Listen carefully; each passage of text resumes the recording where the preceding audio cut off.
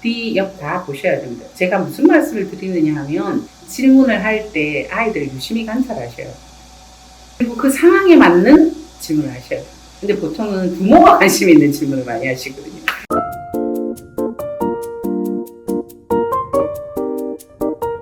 자, 그러면 이제 세 번째 촬영을 시작하도록 하겠습니다. 복수 한번 해보실래요? 제가요? 네. 복습요? 네, 질문은? 네. 질문은 의사소통이다.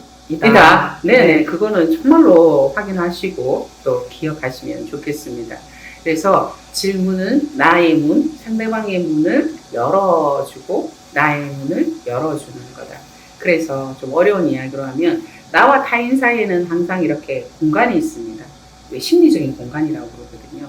그 공간을 인정하기도 하고 그 공간을 나누기도 하고 하는 측면에서 질문을 생각하시면 좋겠습니다. 의사소통이라고 생각하면 이제 질문이 조금 편안하게 자녀들과 이루어질 수 있을 것 같고요. 두 번째, 내가 자녀에게 어떤 식으로 또 어떤 형태로 어떤 거로 내가 하고 있는 양육자인가 생각하면 그 질문과 관련된 나의 어린 시절의 배경이 있다. 뭐 그걸 어떻게 고칠 수는 없어요. 그런데 이제 그거를 자각할 수는 있다. 그래서 그것을 조금 더 자각하고 변화하고 성장하는 게 또 우리의 존재의 기쁨이기 때문에 그렇게 하면 된다. 그래서 제가 위니컷 대생관계 이론에서 이야기하는 함입과 내사에 대한 이야기를 했습니다. 실은 이거 굉장히 재미있는 건데요. 이제 어른들과 이제 이야기를 하다 보면 질문과 관련돼서 이야기하면 뭔가 그렇게 하지 말아야 될 게 많아요. 뭐 이런 질문을 하면 안 돼요. 저러면 안 돼요. 아까 제가 말씀드렸죠. 타인에게 피해를 주면 안 돼요. 궁금한 척 하면 안 돼요. 점잖은 척 해야 돼요. 이 모든 게 함입과 내사입니다. 그렇게 되다 보니까 자기 안에 그런 기준이 있으니까 타인과의 관계가 형성이 안 되어서 어른이 되었는데 유일하게 친한 친구가 내밖에 없다. 이렇게 하시는 거죠. 물론 내가 제일 친해야겠죠. 그래서 그 부분을 생각하는 의미에서 그렇게 위니컷이 대상관계 이론을 이야기했는데 실은 좀 재미있었죠. 네. 함입과 내사. 네. 네, 무슨 생각하셨어요? 아까 열심히 생각하고 있었습니다. 네. 제가 이제 의식하지 못하고 무의식적으로 하는 행동들이 문득문득 이제 그게 내 가치관이 아니라 떠오르는 옛날의 기억들이나 습관들이나 뭐 배웠던 것들이었다. 그게 있을 수 있게 이게 이제 내 아이들한테도 그대로 전해질 수 있겠구나라는 생각을 잠깐 했어요. 그렇죠. 그래서 아까 제가 말씀드린 것처럼 이제 한 사람은 한 마을의 역사인 거라고 제가 말씀드렸듯이 감정에도 역사가 있기 때문에 그걸 좀 잘 하시면 재미있게 생각하시면 좋을 것 같아요. 그러니까 순간 저도 재미있는 생각이 나는데 며칠 전에 제가 카드가 든 지갑을 잃어버렸어요. 그래서 굉장히 좀 당황했죠. 뭐 카드를 당황을 했는데 그때 이제 제가 마트에 가서 물건을 샀는데 갑자기 집에 와서 한참 뒤에 생각을 해보니까 이 카드 지갑이 없어진 거예요. 그래서 처음에 든 생각은 많은 사람들이 하는 것처럼 저는 생각을 하죠. 제 하루를 영상 이미지를 돌렸죠. 그 마트에 가기 전날 버스를 탔던나 마트에서 물건을 샀던나 영상 이미지를 돌렸는데도 제가 확인이 안 되는 거예요. 그래서 제 스스로가 이야 이게 심각한 문제다. 저에 대해서 이제 생각을 하기 시작한 겁니다. 근데 그걸 찾을 수 없으니까 그 다음 단계 그 누군가 분명히 가져갔을 거야. 그러면서 버스에 있던 사람들을 상상하면서 그 사람들 하나하나가 이상한 사람으로 내 지갑을 가져간 사람으로 전부 다 하면서 이게 투사인 거죠. 다음 날도 그 버스를 탔는데 그 운전하시는 분이 그냥 묻는 게 아니라 혹시 내 지갑 이게 투사입니다. 내 안에 내 물건이 없어지면 제일 첫 번째 내 탓, 두 번째 타인 탓인 거죠. 그래서 한 며칠 동안을 제 탓을 하고 지냈습니다. 더 이상 이제 정신을 차려야 된다 이렇게 했는데 냉장고 문을 열었습니다. 냉장고 문을 열니 제가 산 물건과 물건 사이에 그 카드가 있었습니다.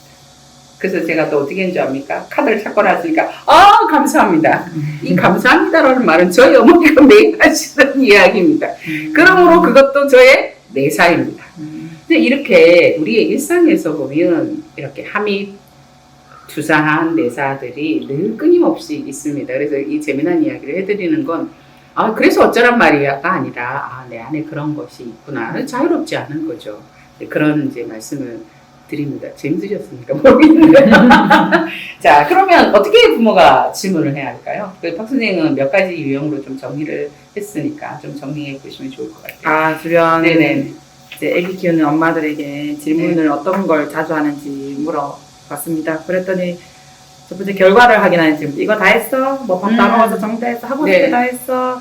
갈 준비 다 됐어? 뭐 이런 질문들이 좀 많았고요. 또 하루 일상을 아이들이 어떻게 보내는지 궁금하니까 그것을 물어보고 또 거기에 대한 감정을 덧붙여서 물어보는 질문도 많았습니다. 뭐 오늘 뭐 배웠어? 어떤 활동했어? 뭐 유치원에서 바깥놀이 할 때는 무슨 일이 있었어? 네. 이렇게 하고 또 뭐 어떤 느낌이었어? 기분은 어땠지? 언제 가장 행복했어? 뭐 속상한 적은 없었어? 이런 것들도 많았고 아니면 또 선택과 그다음에 의사에 대한 질문들 오늘 하고 싶은 거 뭐야?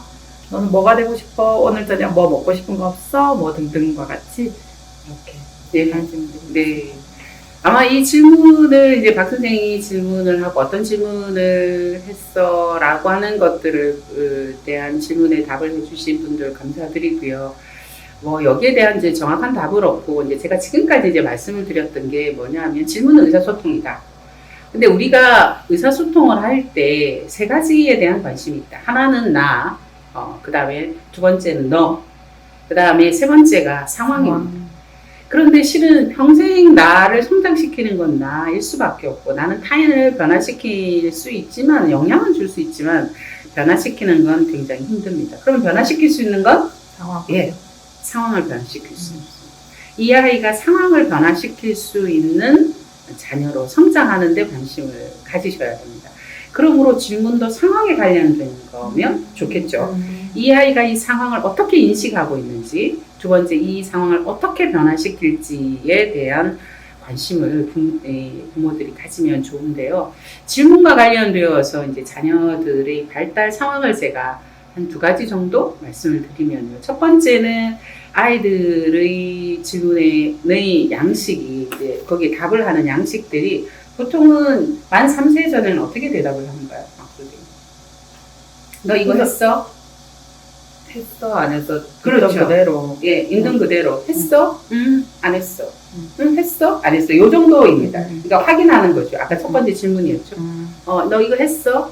이런 것은 만 3세 전에 주로 합니다. 근데 이걸 계속 6세, 7세, 8세 해도 하면 이 아이는 계속 거기 질문에 머무를 수 있죠. 부모에게. 아까 제가 말씀드렸죠. 의사소통이니까 부모가 어떤 의사소통을 가지느냐에 따라서 아이들의 감정도 표현할 수 있으니까 조금 변화하면 좋겠죠. 그러면 3살에서 이제 5살, 보통 만 4세가 되면 유추할 수 있습니다. 아이들이.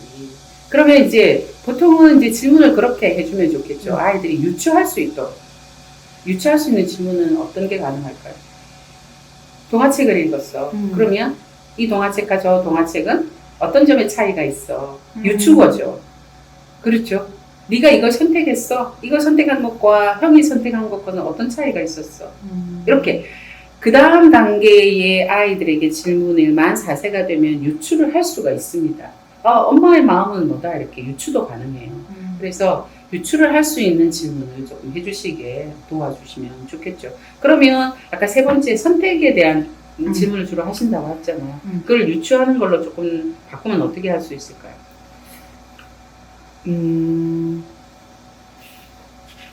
오늘 유추하는 거. 네. 오늘 하고 싶은 건 뭐야? 이런 질문이 있으면 그러면 유추. 오늘 하고 싶은 거 있었어? 라는 것을 유추하려면 어떻게 하면 좋겠습니까? 너 하고 싶은 거 하면서 어떤 노력을 했어? 그래서 그 결과는 어떻게 된 거야? 이렇게 해서 만약에 다르게 행동해서 다르게 선택했다면 다르게 변했을 것 같아? 이렇게 유추할 수 있는 질문. 내가 이런 행동을 해서 이런 결과가 오는데 이런 과정을 거쳤구나. 그래서 이런 과정을 조금 변화시키면 다른 행동을 할 수 있겠구나 라고 하는 유추할 수 있는 것이 만 4세가 되면 가능합니다. 조금 더 이제 나아가면 만 5세가 되면 상황에 대한 인식이 가능합니다. 이러이러이러한 상황에서 내가 이렇게 했구나. 보통은 이때쯤 되면 박 선생님도 그렇지만 3명의 아이들을 키우니까 서로 좀 비교하는 게 많잖아요. 많습니다. 그럴 때는 어떻게 질문을 하게 해주세요? 그럴 때는 아, 형은 너무 잘해. 난 근데 난 못한단 말이야. 너 속상해 죽겠어. 이렇게 그러면 어떡하세요? 속상할 수 있어. 네. 속상할 수 있어. 다 똑같지는 않아. 아, 그럼요. 이렇게까지만 하는 것 같아요. 그래요. 그 다음 단계는 형은 어떤 상황에서 그걸 하는 것 같아 라고 관찰할 수 있도록 상황과 맥락을 파악하도록 도와주는 거가 필요하죠. 그래서 이 상황을 잘 파악하는 것이 우리가 흔히 문해력이라고 합니다. 이게 이해 능력인 거죠. 이 문해력은 학습에도 굉장히 중요한 거죠. 만약에 교과서에 동화가 있다라면 그 동화를 지은 작가의 상황을 이해하는 게 중요하죠. 그래야 학습 능력이 뛰어나니까 이 상황에 관련된 질문을 해서 특히 5세, 6세, 7세 초등학교 입학 전에 좀 해주시면 좋고요. 초등학교 입학 이후에도 상황에 대한 설명들, 또 질문들이 많이 있으면 좋을 것 같다라는 생각이 듭니다. 저희들이 지금 촬영 시간이 다 돼가지고 있는데 그런 것을 이제 종합해서 그러면 질문하는 그 부모나 양육자의 태도는 어디에 가 있으면 좋겠습니다. 상황? 네. 자, 그렇죠. 지금 굉장히 좀 추상적으로 제가 지원을 했습니다. 네. 근데 부모의 태도는 이제 세 가지 정도가 가능한데요. 하나는 내가 다 알고 있어. 그러니까 너 좀 정보에 대해서 말해. 라는 입장인 거죠. 그렇죠. 정보를 네, 요구하는 입장이고. 또 하나는 부모가 나는 잘 몰라. 그러니까 네가 다 알아서 해. 하면서 질문을 하는 입장입니다. 그래서 제가 이렇게 요거를 설명드리면 부모가 이렇게 뒤에 있는 거죠. 아이는 이렇게 앞에 있는 거죠. 그러면서 네가 다 알아서 해. 네가 모르는 거 있으면 나에게 질문해. 이런 태도를 가능합니다. 또 하나의 태도는 이제 부모가 이렇게 옆에 있는 거죠. 이렇게. 옆에 있으면서 하는 거죠. 이렇게. 근데 실은 가장 잘 보이는 눈은 앞에 있으면 힘들죠. 그죠? 뒤에는 아이들 전체를 보고 있습니다. 옆에도 보는데. 근데 아이들을 전체적으로 보려면 앞, 뒤, 옆 다 보셔야 됩니다. 제가 무슨 말씀을 드리느냐 하면 질문을 할 때 아이들을 유심히 관찰하셔요. 그리고 그 상황에 맞는 질문을 하셔요. 근데 보통은 부모가 관심 있는 질문을 많이 하시거든요. 유치원에 뭐 했어? 뭐 밥 먹었어? 아이가 관심이 없는 이야기인데.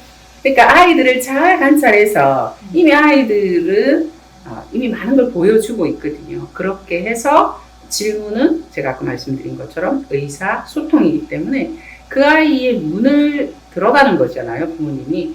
그러므로 부모는 잘 관찰하셔야 되고 지금 그 문의 상태가 어떤지 또 나의 문은 어떤지를 가지고 그 아이가 한 단계 이렇게 문을 더 열고 다른 세상으로 좀 갈 수 있도록 도와주는 것이 질문이다. 이렇게 제가 말씀을 드리고요.